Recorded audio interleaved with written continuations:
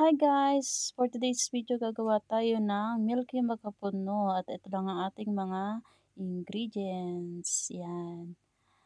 Oops, set up muna. So ito na nga, yan. Ito yung ating makapuno string. Iano natin siya, ilalagay natin siya sa lalagyan tapos gagamitan natin siya ng food processor. Yan. Next naman natin ay ang 1 cup ng cassava flour. Yan. Lagyan din natin siya ng 1 cup na tubig at syempre haluin lang natin siya hanggang sa maging liquid na talaga siya. Yan. Ayan, kapag okay na, maglagay na tayo ng kawali. Huwag muna natin bubuksan yung kalana, then lagyan natin yung condensed milk. Tapos isunod natin tong ating ganache na coconut string. Yan. Haluin muna natin siya tapos bago natin ilagay yung ating kasaba. Yan. Pag okay na, pag halo-halo na natin siya, tsaka na natin pwedeng i-open yung ating kalan. Tapos mix-mix lang tayo hanggang sa lumapot siya. Yan. Hanggang magkaroon siya ng parang dough. Tiyagaan lang tayo talaga sa paghahalo para hindi dumikit yung ating ginagawa. Make sure dapat non-stick yung kawali nyo.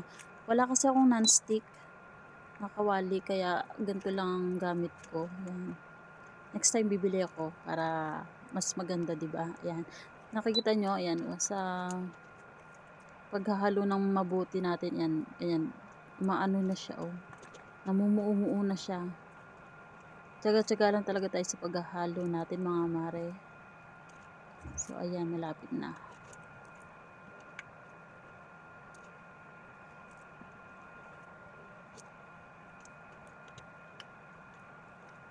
Dito talaga lumalaki yung braso ko sa pag gumagawa akong halo-halo, yan. Halo-halo ng ganyan, sa trabaho, buhat ganito, buhat ganoon. Yan, napapakinabangan naman yung laki ng braso natin. So ayan, malapit na siyang mabuo, ayan. Tapos isalin natin siya, yan, sa tray na merong plastic, yan. So i-ano natin siya, i-cool down natin siya, tapos pag yung malamig na siya, saka natin siya babalot sa milk. So ayan, kita nyo, ang bilis lang pala gumawa ng ganito, madali lang siya gawin. Kasi ito, mga mare, hindi ko pa siya masyadong malamig pala, hindi pa siya masyadong malamig, talagang na-excite lang ako. Yan. Crave na crave kasi ako dito sa makapuno na to eh. Kaya kahit hindi pa siya totaling malamig, ginawa ko na. Pero mali pala yun, mare, ha. Dapat pala, pag gagawa ka niyan, dapat siguro din yung malamig na siya. Kasi nagmo-moist siya sa milk. Okay yung gawa niya, okay, maganda siya sa una. Pero pag yung nagmo-moist na yung milk niya. Kaya dapat pala hindi ganun. So, ayan. Pero dahil crave na crave ako, gusto ko na talaga siyang tikman. Grabe, oh, sarap. Sarap daw, hindi ko natitikman. Ay, oh, kita nyo? Tingnan na natin.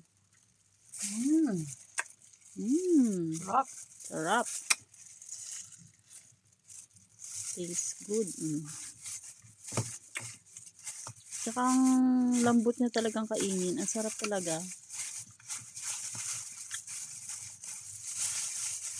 Unang gawa, first bite.